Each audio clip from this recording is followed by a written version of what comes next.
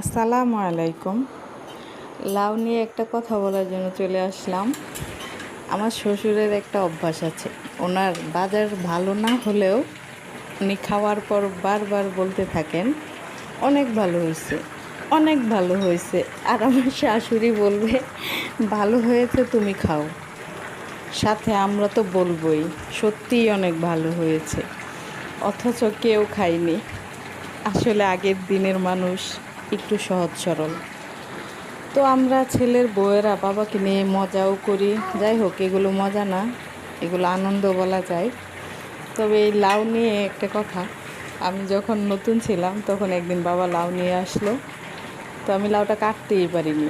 এমন কি বলবো, এমন বয়স্ক লাউ ছিল যে আমার বটি কাজই করতেছিল না। আমি আবার ভাবছি আমি হয়তো কাটতেই পারি না, কারণ আমি বিয়ের আগে রান্না করি নাই, আর কখনো লাউ তো কাটিই নেই।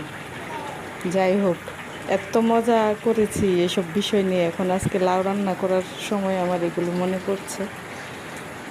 যাই হোক, বাবা বলে কথা, বাবারা কোনো সময় খারাপ হয় না, তাদেরকে নিয়ে মজা করা চলে না, এটা তাদের প্রতি শ্রদ্ধা।